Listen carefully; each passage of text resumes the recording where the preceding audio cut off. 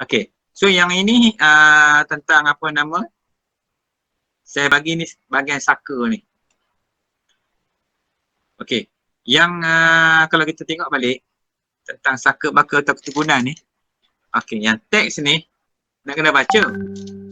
Dia cerita tentang keturunan tok nenek kita tu daripada bukan kita lah, mungkin nyang kita, nyek kita ke dulu-dulu. Kan dulu-dulu orang rumah jauh-jauh.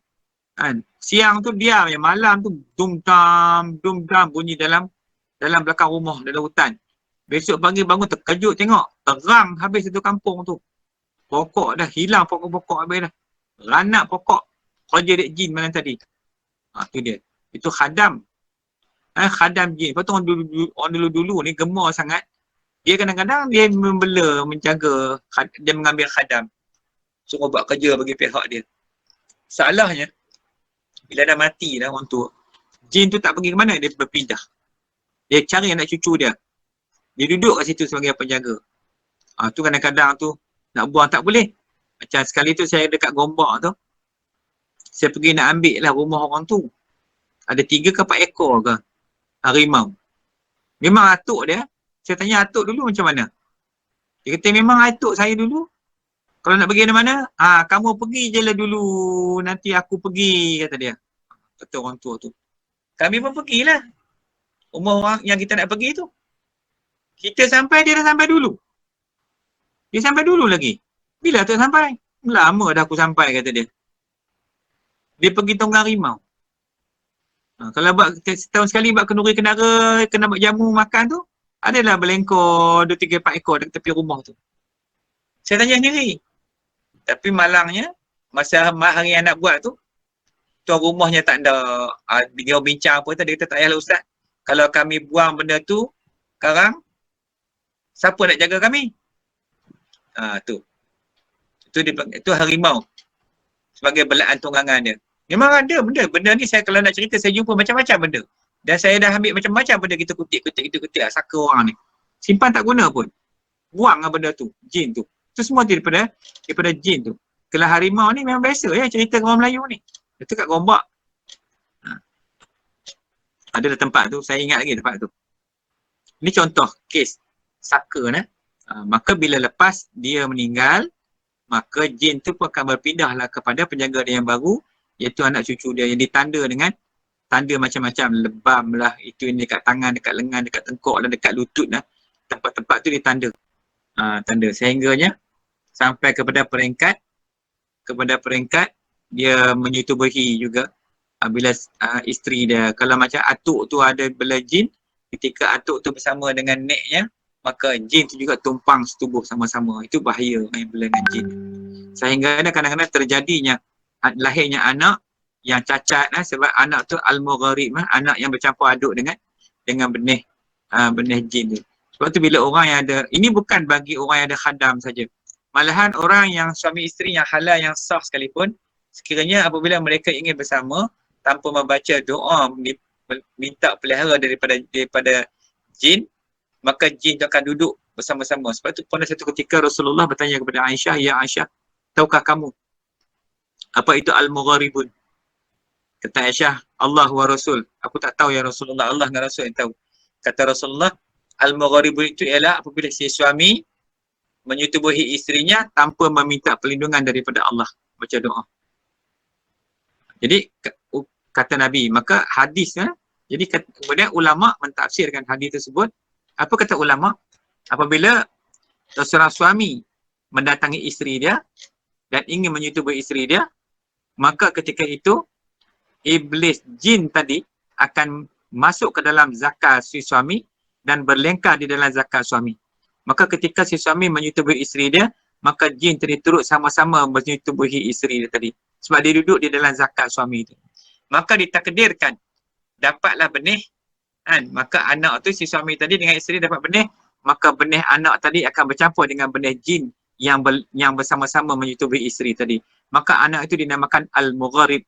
Al-mugharib ni iaitu manusia benih yang bercampur aduk antara dengan jin dan manusia, itu dipanggil al-mugharib. Ini yang paling banyak yang kita kena buang saka tu. Ini kadang-kadang sebab tu anak al-mugharib ni Allah susah nak kawal, buas sungguh. Nak kata jahat, tak tahulah. Jahat memang jahat lah. Dia tak mau cakap. Sebab benih tu, benih dah tercemar. Dah bercampur dengan benih jin tu.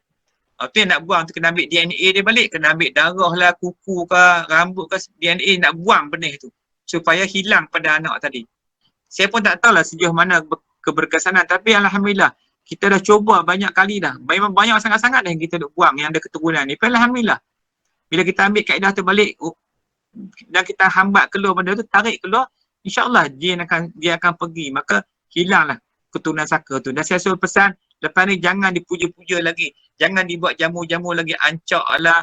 Dengan ancaknya, dengan macam ayam panggang lah. Dengan bergetih lah, dengan pulut kuning lah. Setiap tahun dia dibuat jamu kepada jin. Tak jamu sakit, maka dia buat jamu. Lepas ni saya kata, jangan lagi buat benda tu setelah kita buang. Pasal benda ni syirik dengan Allah SWT. Syirik jali ni. Syirik yang cukup-cukup terang ni. Itu salah satu benda yang berlaku di dalam permasalahan saka-saka ni. Sebab tu kalau tengok, kalau dari segi jamu ni, kalau orang Melayu misalnya dia buat ni, bubur merah putih, ayam panggang, pulut putih kuning, sangkak atau ancak. Sangkak atau ancak ni kan dia buat kita sangkak. Dan saya pernah tengok tu dalam gambar tu ada, saya buat gambar tu dia letaknya kuih 7 jenis dalam sangkak tu. Ancak tu kemudian dia hanyut kat sungai. Dia kata kalau tak buat dia sakit. Kemudian pisau cukur, beretih, kemiang, kerih, lembing, telur ayam rebus, macam-macam lah. Lagi, ini antara jamu-jamu yang digunakan di dalam amalan untuk menjamu jin tu. Manakala kalau ayat-ayat Quran ni pula, wirid-wirid pula yang bercampur aduk dengan apa ni, doa, dengan selawat atas Nabi kan. Dia ada sampai ke wirid-wirid pun ada lagi. So jadi, tadi yang saya sebut tentang saka tadi, Tok Nenek ada saka. Maka dalam hal persetubuhan tadi, yang tak ada saka tu pun sama juga. Tak buat apatah pula yang ada saka. Sehingganya anak tu hilang pada dalam kandungan. Mengandung ketika umur 7 bulan dah hilang.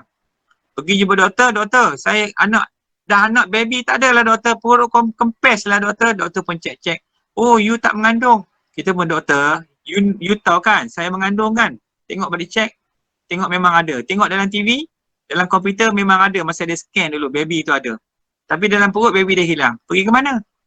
Baby dia tak ada. Sebab yang dikandung tu bukan anak manusia, tapi anak jin. Maka doktor panggil, dari segi medical, dia panggil sebagai false pregnancy, iaitu mengandung palsu.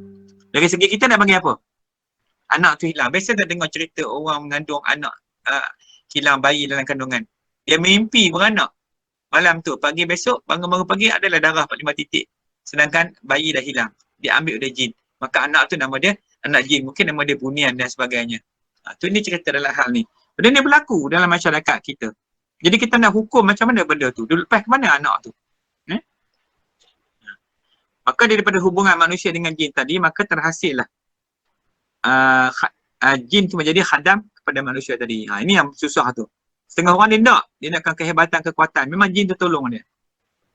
Okay, yang itu nanti boleh baca lah. Macam mana yang saya sebutkan tadi, itu saya ada cerita lah tadi tentang anak Al-Mugharib, tentang bermulanya saka keturunan tu. Kan? Bagaimana berlakunya saka tadi. Nanti siapa-siapa yang ada masa tengoklah dalam slide tu. Anak dilahirkan cacat luar biasa, gila keturunan tu, gila babi, suka menyelap dan mudah dirasuk jin. Kemudian kalau tengok sejarah Tok Nenek dia mewarisi bomoh, pawang, mak andam dan sebagainya. Kemudian lebam kebiru-biruan ada ditulis kat situ dah. Sering mimpi orang sudah mati dan selalu memimpikan budak kecil dalam tidur dia. Sakit kepala macam migraine tu. Tapi bukan sakit kepala. Panas baran, bengking, garang tak tu kira. Nak pukul orang saja. Kuat cemburu, was-was dan lain-lainnya. Semua ni adalah yang berlaku dalam segi hubungan dengan kisah-kisah tentang saka keturunan tadi. Jadi saya rasa begitulah secara ringkasnya dan apa yang boleh kita pelajari pada malam ini tentang ilmu tentang perubatan Islam ni. Esok hari kita sambung lagi insya-Allah. Dan saya rasa banyak lagi lah antara perkara yang kita boleh belajar bagaimana untuk menjadi seorang perawat Islam. Dan yang akhir sekali slide tu, itu tentang perawatan dalam tu dan nombor telefon. Boleh hubunglah tadi siapa duk tanya tadi, siapa yang ada perawat-perawat kat situ, banyak perawat saya senaraikan. Itu antara perawat-perawat yang dah biasa mengubat pesakit-pesakit. Boleh telefon dalam tu, belah kiri, belah bawah tu. Banyak nama-nama telefon kat situ. Tengok situ. Jenis-jenis penyakit tu. Kuala Kangsar ada, Kuala Lumpur ada, Parit Raja ada, Johor, Alor Star ada, Penang ada, Terengganu ada. Bolehlah panggil, ataupun kalau yang mana tak ada boleh berhubung dengan admin. Nanti dalam bila kita dengan admin pun boleh, nanti kita akan bagi nombor telefon, nombor kontak kalau yang nak berubat dan sebagainya. Jadi saya sekadar itu dulu pada malam ni. InsyaAllah nanti bertemu lagi pada malam esok.